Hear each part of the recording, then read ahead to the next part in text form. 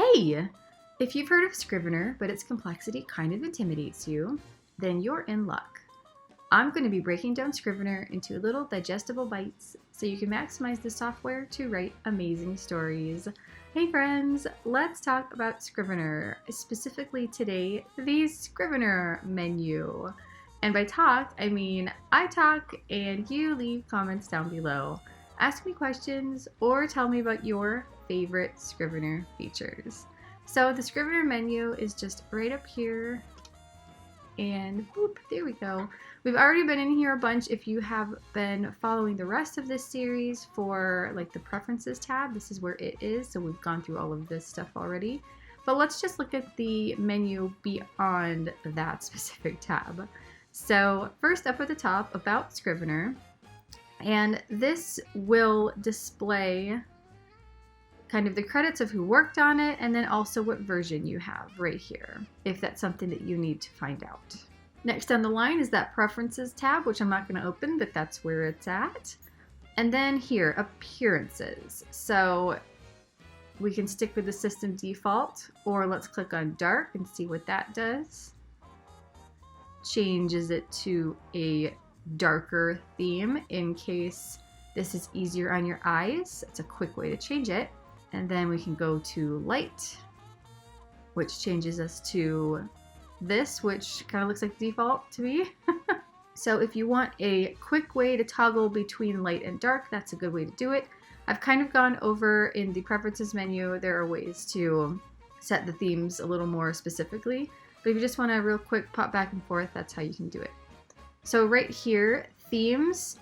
These are any preset themes that you have created or imported. So I haven't imported any special fancy ones, and I did talk about themes in a different video and kind of more specifically how to import them and locations you can import them from. And this is where you can kind of toggle between ones you already have, and then this is where you import them right here. So you can click Import Themes and import themes. Right here, deactivate license. So if this is the very first time that you've opened up Scrivener, this won't say deactivate license. I believe it will say enter license or activate license or something like that. And if you have, so what happens when you buy Scrivener, you buy it, they send you an email that has the code and stuff in it. And if you have lost that somehow, you can click on this. It'll say enter license, activate license, whatever it says, and then you can they have like a have you lost your activation code, click here and we'll help you. And so you can kind of find it by clicking right there. Checking for updates, I mean, that's smart, right? Update your programs. So let's check for updates. Nope, mine's the newest. Hooray. So make sure that you keep your Scrivener updated. They just do like bug fixes and little extra features and stuff like that, but you know, this is smart to follow for all of your programs, is to make sure that you're keeping everything updated. So reveal support folder in Finder. So I am on a Mac, as we have discussed before. So on a Mac, Finder is like if you want to, whenever you open up a folder, it opens up in a thing called Finder. It's a little program called Finder. And if you're a Mac user, Finder, the icon kind of looks like a little blue face, like half of it's light blue and half of it's dark blue.